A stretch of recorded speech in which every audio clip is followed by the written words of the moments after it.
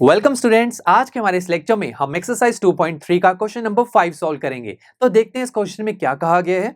Give example of polynomial px, gx, qx and rx which satisfy the division algorithm and हमें देखिए आगे कुछ conditions दी हुई हैं। फर्स्ट पार्ट में बोला गया है degree of px is equal to degree of qx, second part में बोला गया है degree of qx is equal to degree of rx and the third part is degree of rx is equal to 0। तो students हमारे इस question को देखकर बिल्कुल भी डरने की जरूरत नहीं है। ये बहुत ही इजी और इंटरेस्टिंग क्वेश्चन है। यहां पर हमें इस क्वेश्चन में कोई ऐसे दो पॉलिनोमियल सोचने हैं जिन्हें अगर मैं डिवाइड कर दूं तो ये जो फर्स्ट, सेकंड और थर्ड पार्ट में हमें कंडीशंस दी हुई हैं ये सेटिस्फाई हो जाए।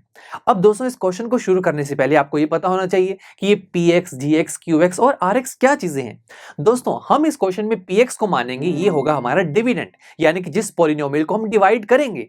gx होगा हमारा डिवाइजर, यानी कि एक ऐसा पॉलिनोमियल जिस पॉलिनोमियल से हम डिवाइड करेंगे। Now qx is quotient, q से ही पता लग रहा है ये क्वोशंट है, और rx इज रिमाइंडर। चलिए शुरू करते हैं।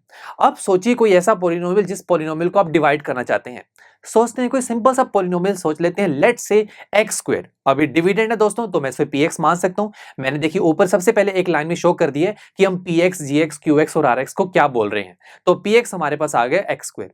अब दोस्तों इसकी डिग्री चेक कीजिए, डिग्री कितनी है। डिग्री क्या होती है? वेरिएबल की मैक्सिमम पावर। यहाँ वेरिएबल x है, इसकी मैक्सिमम पावर 2 है, तो डिग्री आ गई हमारे पास 2।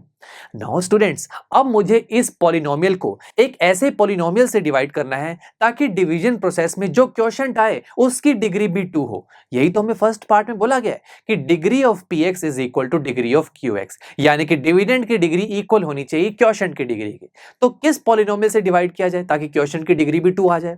तो दोस्तों सबसे सिंपल सा आंसर ये है कि अगर मैं इस पॉलिनोमियल को 1 से डिवाइड कर दूं तो x स्क्वायर को 1 से डिवाइड करूंगा तो आंसर दोबारा से x स्क्वायर आ जाएगा, यानी कि क्वोशंट भी x स्क्वायर आ जाएगा। अगेन x स्क्वायर की डिग्री 2 होगी तो फिर हमारी फर्स्ट कंडीशन सेटिस्फाई हो जाएगी कि डिविडेंड की डिग्री इक्वल हो जाएगी क्वोशंट के। तो हम ऐसा ही करेंगे। देखिए px तो हमने मान रखा है x स्क्वायर, अब हम gx यानी कि डिवाइजर को मान लेते हैं 1।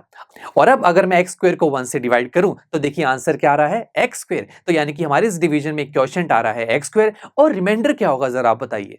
तो स्टूडेंट्स 1 तो सबको ही परफेक्टली डिवाइड कर देता है बिकॉज 1 सबका फैक्टर होता है, तो यानी कि यहाँ रिमाइंडर क्या आएगा? 0।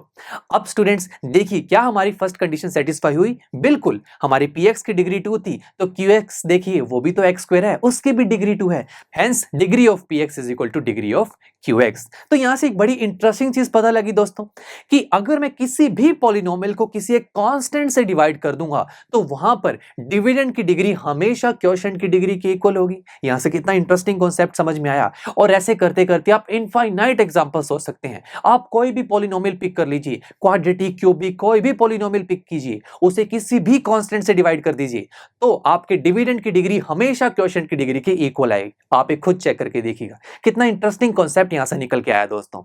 नाउ स्टूडेंट्स इस क्वेश्चन में हमें यह भी बोला गया है कि जब आप अपने क्वेश्चन में px, gx, qx and rx की वैल्यू फाइंड आउट कर लेंगे तो उसके बाद आपको डिवीजन एल्गोरिथम को भी सेटिस्फाई करवाना है। अब कैसे करवाएं? देखिए डिवीजन एल्गोरिथम क्या होती है? Dividend is equal to divisor multiply quotient plus remainder. अब सेटिस्फाई करवाने के लिए हम यहाँ पर पूरी राइट हैंड साइड को सॉल्व करेंगे, और अगर राइट हैंड साइड इक्वल आ जाती है लेफ्ट हैंड साइड यानी कि डिविडेंड के इक्वल आ जाती है तो हम कह सकते हैं कि हमारी एल्गोरिथम सेटिस्फाई हो चुकी है और हमारी डिवीजन प्रोसेस बिल्कुल करेक्ट है। तो शुरू करते हैं। स्टूडेंट्स देखिए राइट हैंड साइड में है डिवाइजर मल्टीप्लाई क्वोशंट। डिवाइजर है 1 और क्वोशंट है x स्क्वायर और रिमाइंडर तो 0 आ रहा है। Now students 1 multiply x square करेंगे तो x स्क्वायर और साथ में 0 को ऐड करने से तो कोई फर्क नहीं पड़ेगा। तो यहां पर हमारे पास राइट हैंड साइड सॉल्व करने पर x स्क्वायर आ रहा है और x स्क्वायर इक्वल ही तो है डिविडेंड के, तो यानी कि यहां पर डिवीजन एल्गोरिथम भी सेटिस्फाई होगी। कितना सिंपल था। चलिए अब सेकंड पार्ट को देखते हैं। अब सेकंड पार्ट में बोला गया है कि अब हमें ऐसे दो पॉलिनोमियल सोचने हैं जिन्हें मैं डिवाइड करूं तो क्वोशंट की डिग्री रिमाइंडर की डिग्री के इक्वल हो जाए। सोचते हैं फिर। लेट्स से मैं एक पॉलिनोमियल कंसीडर करता हूं px जो कि है x square plus 3x plus 1। ये क्वाड्रेटिक पॉलिनोमियल है। अब मैं इस पॉलिनोमियल को किस पॉलिनोमियल से डिवाइड करूं ताकि क्वोशंट और रिमाइंडर की डिग्री इक्वल आ जाए? सोचते हैं।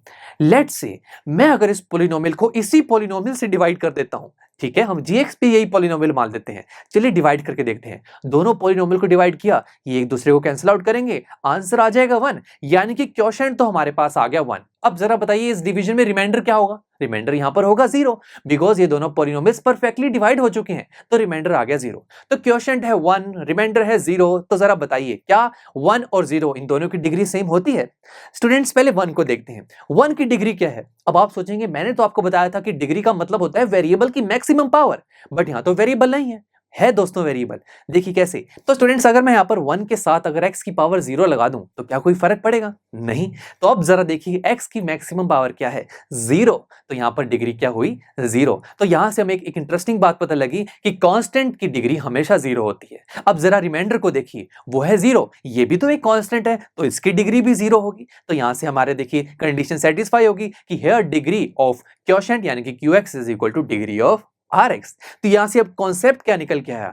वो ये कि अगर मैं एक पॉलिनोमियल को उसी सेम पॉलिनोमियल से डिवाइड कर दूं तो वहां पर हमेशा दोस्तों क्वोशिएंट की डिग्री रिमाइंडर की डिग्री के इक्वल होगी। तो मतलब यानी कि जब आपके सामने एग्जाम में क्वेश्चन आए तो जरूरी नहीं है कि आपको यही एग्जांपल लिखना है, आप कोई भी पॉलिनोमियल ले सकते हैं, बस उस पॉलिनोमियल को सेम पॉलिनोमियल से डिवाइड कर दीजिए, आपकी कंडीशन सेटिस्फाई हो जाएगी। एंड स्टूडेंट्स अब हमें यहां पर भी डिवीजन एल्गोरिथम को भी सेटिस्फाई करवाना है, बट ये आप खुद ट्राई कीजिएगा बिकॉज मैंने फर्स्ट पार्ट में दिखाया आपको कि कितना सिंपल है एल्गोरिथम को भी सेटिस्फाई करवाना, तो आप खुद ट्राई कीजिएगा। चलिए अब हम नेक्स्ट करते हैं third part.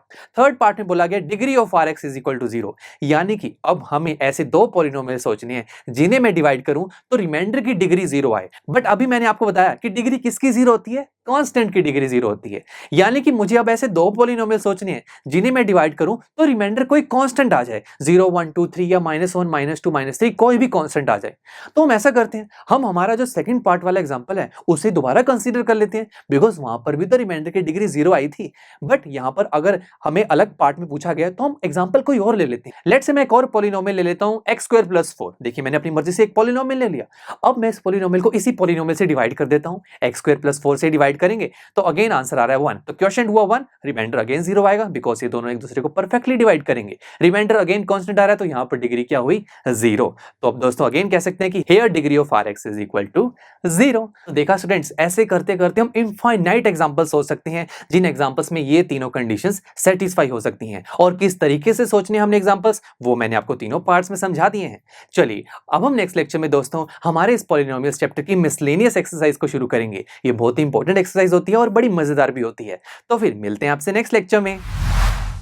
I am sure students आपको ये लेक्चर काफी पसंद आया होगा और ऐसे ही मजेदार तरीके से अपने हर एक कॉन्सेप्ट क्लियर करने के लिए डाउनलोड कीजिए PUStack ऐप को, जहां पर आपके पास और भी बहुत सारे ऑप्शंस होंगे जैसे कि back exercise solutions, tip videos, sample papers and much more. So what are you waiting for? Download the app now.